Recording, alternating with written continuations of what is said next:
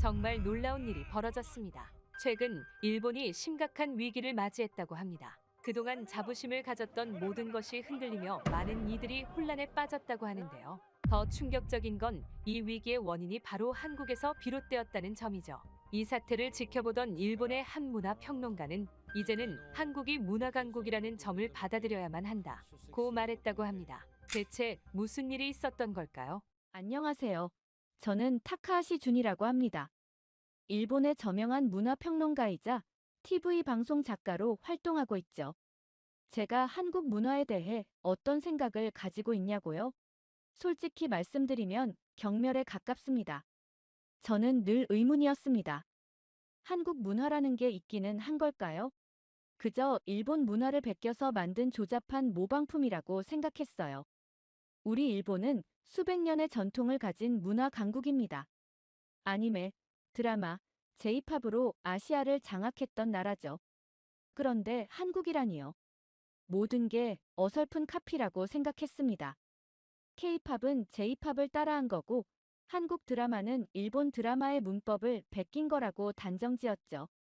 한마디로 한국 문화는 존재 자체가 의미 없다고 봤습니다.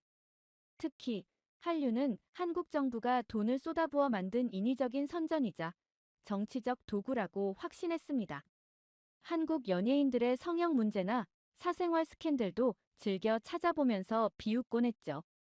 뭐, 이제는 대통령도 없는 나라인데 그게 무슨 도움이나 될까 싶기는 하지만요. 그래서 지난달 일본의 주요 신문들을 보며 속으로 쾌재를 불렀습니다. 산케이 신문에 실린 일본에서 한류는 끝났다는 기사가 특히 마음에 들었어요. 니혼게이자이 신문의 한류의 종말, 일본 문화의 부활, 요미우리 신문의 한류 열풍의 막을 내리다 같은 기사들을 보면서 드디어 라고 생각했죠. 얼마 전 제가 참여한 TV 토론 프로그램에서도 이 이야기가 나왔습니다. 저명한 문화평론가들과 방송 관계자들이 모인 자리였죠. 한류는 일시적인 유행일 뿐입니다. 곧 식상해질 겁니다. 한 평론가의 말에 저는 격하게 동의했어요. 맞습니다. 이제 일본이 한국 문화를 다시 압도할 때가 왔어요. 우리 문화의 저력을 보여줄 시기입니다. 방송국 프로듀서의 발언에 저도 힘주어 거들었습니다. 한국 문화는 원래 실체가 없었습니다. 일본 문화의 그림자였을 뿐이죠. 제 발언에 스튜디오가 조용해질 정도였어요. 하지만 최근 들어 이상한 점을 발견했습니다. 매일 지나다니는 도쿄 거리에선 여전히 한국 문화의 흔적이 강하게 남아 있었거든요. 젊은이들은 계속해서 한국 아이돌의 노래를 듣고 한국 드라마를 보고 한국 화장품을 사용하고 있었습니다. 솔직히 처음엔 이런 젊은이들이 한심하게 느껴졌어요. 왜 저런 하류 문화에 빠져드는 걸까? 라고 생각했죠. 하지만 문화평론가로서 이건 그냥 넘어갈 수 없는 의문이었습니다. 정말로 제 생각이 맞는 걸까요? 한류가 정말 끝난 걸까요? 제가 그토록 멸시하던 한국 문화가 허상이었다면 왜 아직도 이렇게 많은 일본 젊은이들이 빠져 있는 걸까요? 이 의문을 해결하기 위해 저는 직접 발로 뛰며 취재를 해보기로 결심했습니다. 시노쿠보의 한류 상점가부터 시작해서 하라주쿠의 젊은이들이 모이는 곳까지. 솔직히 그 장소들을 가는 것조차 불편했지만 진실을 알고 싶었어요. 이건 단순한 대중문화의 유행을 넘어선 한일 양국의 문화 경쟁이었습니다. 과거 일본 문화가 아시아를 지배하던 시절이 있었어요. 제가 그토록 자부심을 가졌던 그 시절 말이죠. 하지만 지금은 그 위치가 흔들리고 있었습니다. 취재를 시작하기 전 저는 노트북을 펼쳐놓고 한참을 생각에 잠겼습니다. 한류가 정말 끝났으면 좋겠다고 생각했어요. 그러면 제 편견이 옳았다는 걸 증명할 수 있을 테니까요. 하지만 한편으로는 불안했습니다. 제가 그동안 너무 한국을 얕봤던 건 아닐까 하는 의심이 스멀스멀 피어올랐거든요. 이 취재는 단순히 한류의 현주소를 파악하는 것을 넘어 일본과 한국의 문화, 경쟁 속에서 우리 일본 문화의 현재와 미래를 들여다보는 작업이 될 것 같았습니다. 그리고 어쩌면 한국 문화에 대한 제 뿌리 깊은 혐오와 편견도 시험해보는 기회가 되겠죠. 지금 생각해보면 그때의 제 예감은 정확했습니다. 제가 마주하게 될 현실은 제 예상을 훨씬 뛰어넘는 충격적인 것이었으니까요. 하지만 그건 제가 취재 현장에서 직접 목격하게 될 이야기입니다. 취재 첫날, 저는 도쿄의 대형 서점을 찾았습니다. 한류가 정말 끝났다면 이곳부터 그 징후가 보일 거라 생각했죠. 시부야의 한 대형 서점, 제가 자주 들르는 곳이었습니다. 서점에 들어서자마자 저는 발걸음을 멈출 수밖에 없었습니다. 1층 베스트셀러 코너에 한국 관련 책들이 가득했거든요. 한국어 독학 무작정 따라하기, K-팝 아이돌 스타일 따라잡기, 한국식 메이크업의 비밀. 처음엔 제 눈을 의심했습니다. 혹시 특별 전시 기간이라 이렇게 진열해 놓은 걸까요? 서점 직원에게 물어보니 아니었습니다. 이 책들이 다 잘 팔리나요? 제가 묻자 직원은 고개를 끄덕였습니다. 네, 특히 한국어 교재는 매달 베스트셀러 상위권을 차지하고 있어요. 한국 연예인 화보집도 입고되자마자 매진되곤 합니다. 말도 안 된다고 생각했습니다. 이건 분명 일시적인 현상일 거예요. 하지만 제 예감과 달리 더 큰 충격이 기다리고 있었죠. 음반 매장으로 향했습니다. 이곳은 더 심각했어요. J-팝 코너보다 K-팝 코너가 더 넓었습니다. 매장 관리자를 만나 이야기를 나눠봤죠. 이제 J-팝은 세계 시장에서 완전히 밀렸어요. 빌보드 차트만 봐도 K-팝 그룹들이 상위권을 장악하고 있죠. 방탄소년단, 블랙핑크는 이제 월드스타고요. 유튜브 조회수도 비교가 안 됩니다. 일본 가수들은 수억 회면 대단한데 K-팝은 수십억 회가 기본이에요. 특히 젊은 층에서는 J-팝에 관심이 거의 없어요. 글로벌한 느낌이 없다고 하더라고요. 이 말을 듣는 순간 가슴 한켠이 불편해졌습니다. 제가 그토록 자부심을 가졌던 J-팝이 이렇게 평가받는다니요. 영화계 관계자도 만났습니다. 일본의 대형 영화 배급사에서 일하는 야마모토 부장이었죠. 지금 넷플릭스 재팬의 톱10을 보세요. 한국 드라마가 절반을 차지하고 있어요. 오징어 게임은 말할 것도 없고 요즘도 매달 한국 작품이 1위를 차지합니다. 반면 일본 작품은 간신히 한두 편 정도만 순위에 들어가죠. 디즈니 플러스도 마찬가지예요. 심지어 일본 배우들도 한국 작품에 출연하고 싶어 합니다. 출연료가 더 높은 것도 있지만 세계적인 주목을 받을 수 있다는 게 가장 큰 이유죠. 일본 드라마는 이제 국내 시장에만 머물러 있으니까요. 충격적인 현실이 계속해서 저를 덮쳤습니다. 제가 알고 있던 일본의 모습과 현실은 너무나 달랐어요. 하지만 이건 시작에 불과했습니다. 다음은 한류 팬클럽을 찾아가 보기로 했어요. 솔직히 내키지 않았습니다. 저는 여전히 이들을 현혹된 사람들이라고 생각했으니까요. 하지만 이제는 알아야 했습니다. 왜 이렇게 많은 일본인들이 한국 문화에 매료되는지, 그들이 보는 한국 문화의 매력이 무엇인지.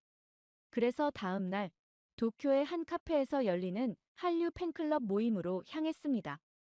한류 팬클럽 모임에서 만난 젊은이들이 추천해준 곳이 있었습니다. 시노쿠보와 하라주쿠. 사실 저는 그동안 이 지역들을 일부러 피해 다녔어요. 한국 문화에 물든 곳이라고 무시했거든요. 하지만 이제는 직접 가봐야 했습니다. 먼저 시노쿠보로 향했죠. 역에서 내리자마자 저는 깜짝 놀랐습니다. 거리가 마치 서울 한복판 같았거든요. 곳곳에서 한류 아이돌 굿즈를 든 젊은이들이 눈에 띄었습니다. 일본인인데도 한국어로 대화를 나누는 학생들도 보였어요. 제 귀를 의심했지만 그들의 한국어 실력이 꽤 수준급이었습니다. 한 화장품 가게 앞에서 긴 줄이 눈에 띄었어요. 호기심의 이유를 물어봤더니 한국의 인기 아이돌이 광고하는 립스틱이 입고됐다고 하더군요. 일본 화장품도 좋지만 한국 화장품이 더 트렌디하잖아요. 패키지도 예쁘고 품질도 좋고 무엇보다 한국 아이돌처럼 예뻐질 수 있을 것 같아서요. 20살 정도로 보이는 여대생의 대답에 저는 할 말을 잃었습니다. 예전에 저였다면 일본 제품이 훨씬 낫다고 반박했겠지만 지금은 뭐라고 해야 할지 모르겠더군요. 하라주쿠로 이동했습니다. 이곳은 원래 일본 젊은이들의 패션 성지였죠. 하지만 지금은 달랐어요. 거리를 걷다 보니 10대, 20대들이 모두 한국 스타일을 따라하고 있었습니다. 한 미용실 앞에서는 한국 아이돌의 사진을 들고 온 여학생들이 줄을 서 있었고, 옷가게마다 한국 스타일 패션이라는 문구가 붙어 있었죠. 메이크업 숍에서는 한국 아이돌 메이크업을 광고하고 있었고요. 특히 놀라웠던 건 이게 특별한 게 아니라는 거였습니다. 일본 젊은이들에게 한국 스타일은 이미 일상이 되어 있었어요. 그들은 한국 아이돌의 헤어스타일을 하고 한국식 메이크업을 하고 한국 패션 브랜드의 옷을 입고 있었습니다. 저는 도쿄대학교 학생들을 만나 이야기를 나눠봤습니다. 그들의 대답은 더 충격적이었어요. 제가 좋아하는 일본 아이돌도 있어요. 하지만 솔직히 말하면 K-팝 아이돌이 더 프로페셔널해요. 퍼포먼스의 완성도가 다르거든요. 연습생 시절부터 체계적으로 훈련받은 게 보여요. 한국 스타일이 세련되게 느껴져요. 화장품도 그렇고 패션도 그렇고. 우리 부모님 세대는 이해 못하시지만 저희 세대에겐 한국이 트렌드의 기준이에요. 집으로 돌아오는 길, 제 머릿속은 혼란스러웠습니다. 젊은 세대가 바라보는 한국은 제가 알던 것과 너무 달랐어요. 그들에게 한국은 이미 문화적 롤모델이 되어 있었습니다. 특히 충격적인 건 이 젊은이들이 한국 문화를 맹목적으로 따르는 게 아니라는 점이었죠. 그들은 일본 문화와 한국 문화를 객관적으로 비교하고 더 나은 것을 선택하고 있었습니다. 지하철에서 우연히 제 딸 또래로 보이는 여학생들이 이야기하는 걸 듣게 됐어요. 그들은 자연스럽게 한국어 단어를 섞어가며 대화를 나누고 있었습니다. 그 모습이 왜인지 모르게 가슴 한켠을 불편하게 만들었어요. 문화평론가로서, 아니, 한 사람으로서 저는 이제 진지하게 고민해봐야 할 것 같습니다. 제가 그동안 한국 문화에 대해 너무 편협한 시각을 가지고 있었던 건 아닐까요? 더 이상 이걸 단순한 유행이라고 치부할 수 없을 것 같았습니다. 이건 분명 우리 일본 문화계가 직면한 새로운 현실이었으니까요. 제 마음속 혼란을 정리하기 위해 이번에는 일본 연예계 내부를 직접 취재해 보기로 했습니다. 먼저 일본의 대형 음반 제작사를 찾았죠. 20년 넘게 일본 가요계를 이끌어온 사토 프로듀서와의 만남이었습니다. 타카하시 씨, 솔직히 말씀드리죠. 지금 일본 음악계는 심각한 위기입니다. 사토 프로듀서의 첫마디에 저는 귀를 쫑긋 세웠습니다. 우리 J-팝은 일본 내수 시장에 갇혀 있어요. 글로벌 경쟁력이 전혀 없죠. 해외 진출을 시도해봤지만 번번이 실패했습니다. 반면 K-팝을 보세요. 처음부터 세계 시장을 목표로 했어요. 안무, 음악, 영상 제작, 모든 면에서 세계 시장을 겨냥한 전략적 접근을 했죠. 영어, 일본어, 중국어 버전의 노래를 동시에 발매하고 유튜브를 통해 전 세계 팬들과 소통하면서 성장했습니다. 그들은 처음부터 일본이나 한국만이 아닌 전 세계를 목표로 했던 거예요. 그의 말은 계속 이어졌습니다. 일본 아이돌은 아직도 80년대 방식을 고수하고 있어요. 귀엽고 친근한 이미지, 허술한 퍼포먼스. 이런 걸로는 더 이상 젊은 층의 마음을 사로잡을 수 없습니다. 이번에는 일본의 영화, 드라마 업계를 찾아갔습니다. 후지TV의 나카무라 PD를 만났죠. 그는 한숨부터 내쉬었습니다. 넷플릭스 재팬의 순위를 한번 보세요. 한국 드라마가 항상 상위권을 장악하고 있어요. 지난달 기준으로 톱 10 중 6개가 한국 드라마였습니다. 반면 일본 드라마는 겨우 한두 편이 10위권에 들어가기도 힘든 상황이에요. 게다가 제작비를 보세요. 우리는 한 편당 평균 3-4억 엔을 쓰는데 시청률은 한국 드라마의 절반도 못 미치는 상황입니다. 특히 충격적이었던 건 다음 이야기였습니다. 시청자들의 눈높이가 완전히 바뀌었어요. 한국 드라마를 보면서 높아진 거죠. 우리가 아무리 전통적인 일본식 연출을 고집해도 소용없어요. 시청자들이 외면합니다. 이제는 한국 콘텐츠의 스타일을 따라가지 않으면 생존이 불가능한 상황이에요. 도쿄 국제영화제의 프로그래머인 야마다 씨의 증언은 더 충격적이었습니다. 이제 일본 영화는 세계 영화제에서 주목도 못 받아요. 반면 한국 영화는 어떤가요? 칸 영화제에서 황금 종려상을 받고 아카데미에서 작품상을 받았죠. 완성도와 작품성 모두에서 우리를 압도하고 있습니다. 연예계의 한 원로 매니저는 이렇게 말했습니다. K-팝은 처음부터 유튜브, SNS 같은 디지털 플랫폼을 적극 활용했어요. 반면 우리는 여전히 CD 판매와 TV 출연에 매달려 있죠. 시대의 흐름을 놓친 거예요. 취재를 마치고 돌아오는 길, 머릿속이 복잡했습니다. 우리 일본 연예계가 이렇게 무기력해진 걸까요? 한때 아시아를 주름잡던 그 찬란한 영광은 어디로 간 걸까요? 특히 충격적이었던 건 업계 관계자들이 한국의 성공을 인정하면서도 변화하지 못하고 있다는 점이었습니다. 그들은 문제점을 알면서도 기존의 방식을 고수하는 것 말고는 다른 대안을 찾지 못하고 있었어요. 연예계 취재를 마치고 귀사한 다음 날, 저는 충격적인 신문 기사를 보게 됐습니다. 보수 성향의 한 일간지가 한류의 실체를 파헤친다는 제목으로 특집 기사를 실은 거였죠. 한류는 한국 정부가 의도적으로 밀어주는 문화 공작이다. 한때 저도 이런 생각을 했었죠. 하지만 이제는 달랐습니다. 직접 현장을 취재하면서 본 현실이 이런 주장과는 너무나 달랐거든요. 그런데 보수 정치인들의 발언이 이어졌습니다. 한 중의원 의원은 국회 문화위원회에서 이렇게 말했죠. 일본 젊은이들이 한국 문화에 빠지는 것은 심각하게 우려할 만한 일입니다. 우리의 전통적 가치관이 흔들리고 있습니다. 이런 발언들이 이어지자 저는 일본 보수층을 대표하는 지식인 사이토 히로시 교수를 직접 찾아가 보기로 했습니다. 도쿄대학교 문화학과의 권위자이자 수십 년간 일본 문화의 우수성을 주장해온 학자였죠. 타카하시 씨, 현실을 직시해야 합니다. 과거 일본은 아시아 문화의 중심이었습니다. 우리의 망가, 아니메, 음악이 아시아를 지배했죠. 하지만 지금은 한국이 그 자리를 차지하고 있어요.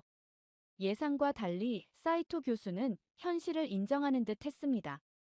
하지만 곧이어 그의 진심이 드러났죠.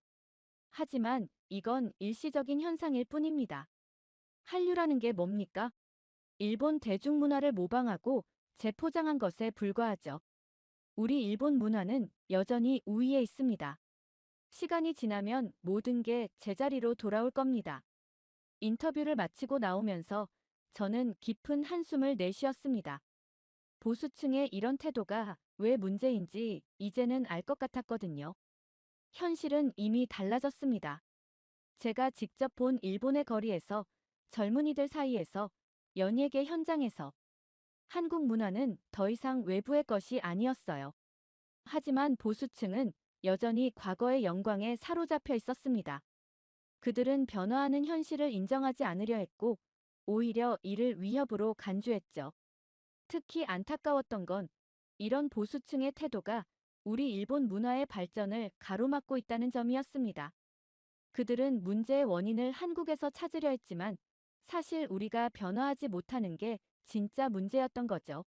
취재를 시작할 때만 해도 저는 이런 보수층의 입장에 동조했었습니다. 하지만 이제는 달랐어요. 현실을 직시하지 못하는 그들의 모습이 과거의 제 모습과 겹쳐 보였거든요. 사이토 교수의 연구실을 나와 거리로 나왔을 때 현실은 그의 주장과 정반대였습니다. 길거리 음악 매장에서는 K-팝이 흘러나오고 카페에서는 한국 드라마 OST가 재생되고 있었죠. 패션 매장들은 한국 아이돌의 화보로 가득했고 화장품 가게는 한국 제품들로 넘쳐났습니다. 특히 충격적이었던 건 이런 광경이 이제는 너무나 자연스러워졌다는 점이었어요. 일본 문화가 우위에 있다는 보수층의 주장이 무색할 만큼 한국 문화는 이미 우리의 일상 깊숙이 자리 잡고 있었습니다. 이후 대기업들의 변화를 취재하면서 흥미로운 소식을 들었습니다. 일본의 대형 연예기획사들이 큰 변화를 시도하고 있다는 거였죠. 저는 바로 발걸음을 옮겼습니다. 도쿄 시부야의 한 대형 연예기획사. 이곳은 일본의 대표적인 아이돌 그룹들을 배출해낸 곳이었습니다. 연습생 트레이닝 센터를 찾았을 때 저는 깜짝 놀랐어요. 이제 우리도 한국처럼 체계적인 트레이닝 시스템을 도입했습니다. 센터장은 자랑스럽게 설명했어요. 보컬, 댄스, 외국어까지. 매일 10시간 이상 집중 훈련을 하고 있죠. 한국 기획사들의 시스템을 벤치마킹했습니다. 연습실 안에서는 K-팝 음악이 흘러나오고 있었어요. 연습생들은 한국 아이돌의 안무를 연구하고 있었죠. 그들의 춤 동작 하나하나가 한국 아이돌의 그것과 닮아 있었습니다. 예전에는 귀엽기만 하면 된다고 생각했어요. 하지만 이제는 달라졌습니다. 퍼포먼스의 완성도가 중요해졌죠. K-팝 아이돌들의 칼군무를 보세요. 우리도 그 수준을 따라가야 해요. 드라마 제작 현장도 마찬가지였습니다. 후지 TV의 새로운 드라마 촬영 현장을 방문했는데 이곳도 많이 달라져 있었어요. 한국 드라마의 촬영 기법을 많이 연구했습니다. 촬영 감독이 말했죠. 조명 활용법, 카메라 앵글, 컷 편집 방식까지.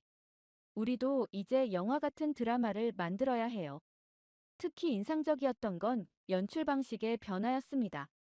일본 특유의 과장된 연기나 비현실적인 전개 대신 더 자연스럽고 현실적인 연출을 시도하고 있었어요. 업계의 대표적인 프로듀서인 다나카 씨를 만났습니다. 그는 30년 경력의 베테랑이었죠. 우리는 너무 오랫동안 일본 시장만 바라봤어요. 하지만 이제는 달라져야 합니다. K-팝을 보세요. 처음부터 글로벌 시장을 목표로 했잖아요. 음악, 안무, 뮤직비디오 모든 것이 세계적 수준이죠. 우리도 이제 그렇게 가야 해요. 취재를 하면 할수록 분명해졌습니다. 한류는 결코 일시적인 유행이 아니었어요. 이건 글로벌 시대에 맞춘 전략적이고 체계적인 문화 혁신이었습니다. 한때 제가 얼마나 편협한 시각을 가지고 있었는지 깨달았죠. 한류를 단순한 모방이라고 생각했던 제 자신이 부끄러워졌습니다. 오히려 우리가 이제 한국을 배우고 있었으니까요. 특히 놀라웠던 건 이런 변화가 업계 전반에 걸쳐 일어나고 있다는 점이었습니다. 음악, 드라마, 예능. 모든 분야에서 한국의 시스템을 연구하고 도입하려 하고 있었어요. 이제 저는 확신할 수 있었습니다. 한류는 단순한 유행이 아닙니다. 한국은 철저한 준비와 전략으로 세계 시장을 공략했고 그 결과 문화산업의 새로운 기준을 만들어냈어요. 우리 일본 엔터테인먼트 업계가 이를 인정하고 벤치마킹하고 있다는 사실이 한류의 진정한 가치를 증명하고 있었습니다. 긴 취재를 마무리하면서 저는 제가 목격한 모든 것들을 정리해 보았습니다. 도쿄의 거리에서 만난 젊은이들, 한류 팬들과의 대화, 연예계 관계자들의 증언, 그리고 보수층의 반발까지. 한 달이 넘는 취재 기간 동안 저는 일본 문화계의 현주소를 직접 목격했습니다. 시노쿠보에서 시부야까지, 하라주쿠에서 긴자까지. 도쿄의 주요 거리들은 이미 한류의 영향 아래 있었습니다. 특히 10대, 20대 젊은이들의 변화는 놀라웠어요. 그들은 한국 아이돌의 춤을 따라 추고 한국 드라마의 대사를 외우고 한국 화장품으로 메이크업을 하고 있었습니다. 한국 문화요? 그건 이제 특별한 게 아니에요. 우리의 일상이죠. 시부야의 한 카페에서 만난 대학생의 말이 아직도 귓가에 맴돕니다. 그들에게 한류는 더 이상 외국의 것이 아니었어요. 마치 공기처럼 자연스러운 일상의 일부가 되어 있었죠. 하지만 우리 사회 일각에서는 여전히 이를 부정하려 합니다. 특히 보수층과 기성세대는 변화를 거부하고 있어요. 한류는 일시적인 현상일 뿐이다. 우리 일본 문화가 더 우수하다. 이런 말들을 되뇌고 있죠. 솔직히 말씀드리면 이건 제가 처음 취재를 시작했을 때의 모습이기도 했습니다. 한류를 무시하고 경멸하고 부정하려 했던 그런 모습 말이에요. 그러나 현실은 이미 달라졌습니다. 일본의 주요 기업들은 한국 스타일을 적극적으로 받아들이고 있어요. 시세이도와 같은 전통 있는 화장품 브랜드들도 한국식 메이크업을 연구하고 있고, 유니클로 같은 글로벌 패션 브랜드도 한국 트렌드를 쫓고 있습니다. 특히 미디어 업계의 변화는 더욱 극적이었어요. 방송사들은 한국식 제작 방식을 도입하고 있고, 음악 기획사들은 K-팝 시스템을 벤치마킹하고 있죠. 심지어 일본의 전통적인 예능 프로그램들도 한국식 편집과 연출을 시도하고 있습니다. 소비자들의 선택은 더욱 분명했습니다. 제가 찾아간 백화점의 매출 데이터가 이를 증명해요. 한국 브랜드와 한국 스타일의 상품들이 매출 상위권을 차지하고 있었죠. 문화는 결국 소비자의 선택을 받아야 살아남는 법이니까요. 취재를 진행하면서 가장 인상 깊었던 건 한 젊은 사업가의 말이었습니다. 일본이 과거에 성공했던 방식은 이제 통하지 않아요. 세상이 변했으니까요. 한국은 그 변화를 정확하게 읽어냈고 거기에 맞춰 진화했죠. 우리도 이제는 변해야 해요. 이 말을 들으며 저는 분명한 결론을 내렸습니다. 일본은 더 이상 한류를 무시할 수 없습니다. 오히려 우리가 한국에게 배워야 할 때가 왔어요. 그들이 어떻게 글로벌 시장을 공략했는지, 어떻게 젊은 세대의 마음을 사로잡았는지, 어떻게 전통과 현대를 조화시켰는지 말이죠. 한때 일본은 아시아 문화의 중심이었습니다. 80년대, 90년대. 우리의 망가, 아니메, J-팝이 아시아를 주름잡았죠. 홍콩 영화와 함께 아시아 대중문화를 이끌었던 그 시절이 있었습니다. 하지만 이제는 한국이 그 자리를 차지했습니다. 그것도 단순히 아시아를 넘어 전 세계로 뻗어나가고 있죠. BTS는 빌보드 차트를 석권했고, 오징어 게임은 넷플릭스 역사상 가장 성공한 시리즈가 되었으며 기생충은 아카데미상을 수상했습니다. 이건 부정할 수 없는 현실입니다. 중요한 건 우리의 선택입니다. 과연 일본은 이 변화를 인정하고 적응할 수 있을까요? 아니면 과거의 영광에 사로잡혀 계속 제자리 걸음을 할 건가요? 우리에겐 두 가지 길이 있습니다. 변화를 받아들이고 새로운 도전을 시작하거나, 아니면 현실을 부정하고 뒤처지거나. 이제 저는 알게 됐습니다. 우리가 변하지 않으면 끝난다는 것을요. 한류는 우리에게 도전장을 던졌습니다. 이 도전을 회피하는 순간 우리는 진정한 의미의 문화 강국이 아닌 과거의 영광에만 사로잡힌 나라로 남게 될 것입니다. 한 달간의 취재를 마치며 저는 이제 희망을 봅니다. 우리 젊은이들이, 기업들이, 그리고 일부 미디어들이 이미 변화하기 시작했으니까요. 이제 남은 건 우리 모두의 선택입니다. 과연 우리는 이 변화의 물결을 어떻게 받아들일 것인가? 사실 저는 한국에 감사한 마음이 듭니다. 그들은 우리에게 중요한 교훈을 주었어요. 과거의 영광에 안주하지 않고 끊임없이 도전하고 혁신해야 한다는 것, 세계를 향해 눈을 돌려야 한다는 것, 그리고 변화를 두려워하지 말아야 한다는 것까지. 한국이 없었다면 우리는 아마도 이대로 계속 제자리 걸음을 했을지도 모릅니다. 저의 이번 취재는 여기서 끝이 납니다. 하지만 우리의 진정한 도전은 이제부터 시작일지도 모르겠네요. 지금까지 저의 이야기를 들어주셔서 감사합니다. 부디 구독자님들의 가정에 항상 평화가 있기를 바랍니다.